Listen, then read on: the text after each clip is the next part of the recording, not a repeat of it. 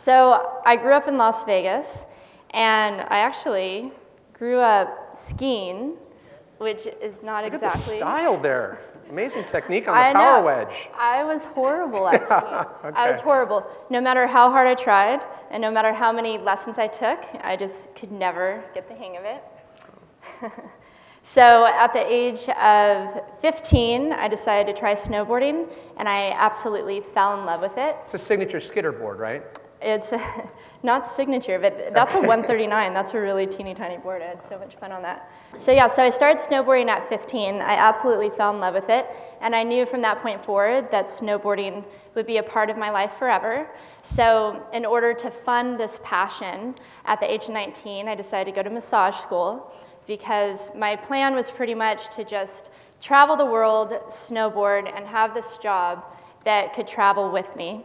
And I started working at this world-class spa. I was making great money. I was saving money. And I just remember feeling completely in control of my life. I had a plan. I knew where I was going. And I believed that absolutely nothing could stop me. And then one day, suddenly, my life took a detour. I went home from work one day with what I thought was the flu, and less than 24 hours later, I was in the hospital on life support with less than a 2% chance of living.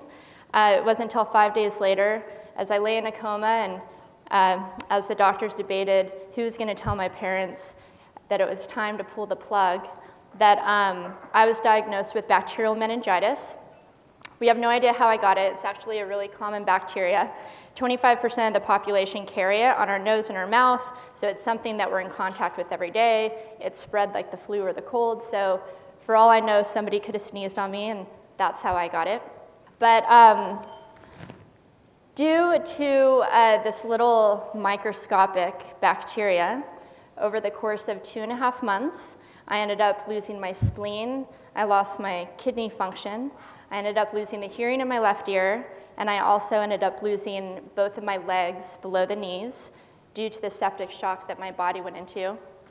So pretty much my life was turned upside down and inside out overnight.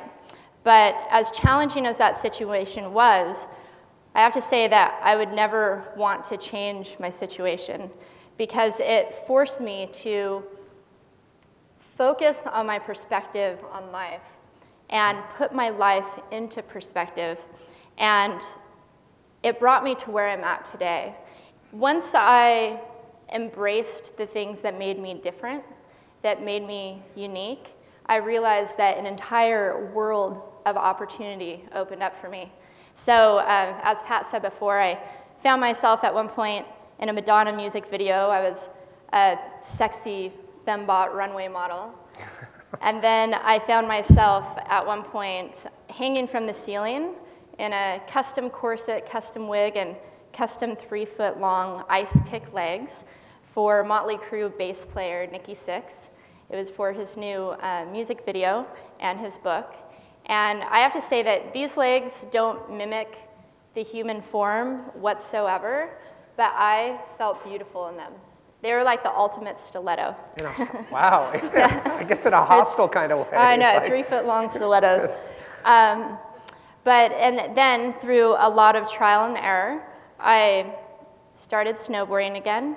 And just this past year, I won my 3rd World Cup gold medal, which at the time made me the highest ranked female adaptive snowboarder in the world.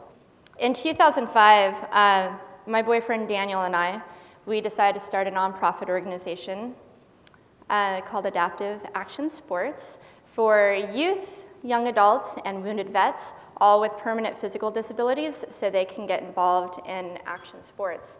And we do that through action sport camps, clinics, and events. And a lot of the reason why we started the organization was because at the time that I lost my legs, there were 0 resources for somebody like myself who had a physical disability to get involved in action sports. There was tons of research for somebody who had a physical disability to get involved in skiing or running or cycling, something that was more classic, but nothing for somebody like me who wanted to get involved in snowboarding and skateboarding. So we started the organization after I figured out how to do these sports, and we basically wanted to help other people do the same. So the first event that we did, well actually the first thing that we did is we hosted an adaptive division for the United States of America Snowboard Association National Snowboard Competition. And we really just wanted to see who was out there, what other adaptive snowboarders were out there. And so we sponsored all the fees, got as many adaptive riders out there as we could. And we were really excited to see that I think around 15 adaptive riders showed up. And they all were riding at a really, really high level. So this is what started what we call the pipeline to the Paralympics. It was our goal to get snowboarding into the Paralympic Games, and so this started kind of that pathway of doing learn-to-ride snowboard camps all the way up to high-level snowboard competition. And then we just got really exciting news that our dreams have come true, and we helped to get snowboarding into the 2014 Paralympic Games as well. Wow, that's the best. Yeah. And we hope to see you in Sochi, right? I know, yeah. And then at the same time, we started focusing on skateboarding. So we started supporting adaptive skateboarders and putting on adaptive skateboard events as well. But at the same time that we were focusing on snowboarding and skateboarding, we also realized there's a lack of resources for motorsports and a lot of people with disabilities who want to get involved in motorsports. So we started working with some wounded vets, and we decided to put on an adaptive rally car camp last year. So I have a quick video of that too. We parked on top of a deep buried IED, so it was 3 daisy chained 155 rounds, and they exploded underneath us. I was knocked unconscious along with a few other people for a little while, but most of us were on fire, so you get up pretty quickly at that point. We got 3 of the most wounded out. And Okada lost his left leg. The other guy lost his right leg. Adaptive Action Sports has a special program that we just started called Veterans in Action that's dedicated to wounded veterans to participate in a rally camp. It's a great 2-day program that we partnered with Dirtfish to put together. Live Beyond Limits is the Adaptive Action Sports motto. We just encourage people to live life to the fullest and experience as much as they can. That's really good stuff. Can I ask you real quick? I mean, judging by some of the footage there, the body smiles look pretty big, but what was the reaction of these guys? Oh, yeah. What was their reaction? Yeah. Oh, just amazing. I mean, for these guys, a lot of them are brand new. They were just injured maybe a year ago, if that, maybe 2 years ago. So to be able to come back and have something that's high adrenaline to get involved in, that's really what they're looking for. So yeah, this was such a successful camp for us, and we've been able to get a lot of wounded vets involved in snowboarding as well, and we're training a couple of them right now so that they can try out for the US team and hopefully make the Paralympic team as well. So, yeah. Well, to wrap things up, something's always struck me is when you send out emails and you're really good with your fan base and people that are involved with the organizations, you have a quote, and I'm going to read it because I'm really interested in terms of where the inspiration came from. It says, "We are limited not by our abilities, but by our vision." What was the inspiration of that? So I'm a huge daydreamer, and I think even in my hardest times is when I daydream the most. For example, I was told that I probably wouldn't walk without crutches. I was told that I probably wouldn't snowboard again. But I remember a moment where I was trying to visualize what my life was going to be like now that I had no legs at that time. And I visualized myself walking gracefully and somehow helping other people through my journey. And I saw myself snowboarding again. And I didn't just see myself carving down this mountain of powder. I visualized it so strongly that I could actually feel it. I could feel the wind against my face. I could feel the beat of my racing heart. I could feel my muscles twitching. And I knew in that very moment that I would be able to do it again.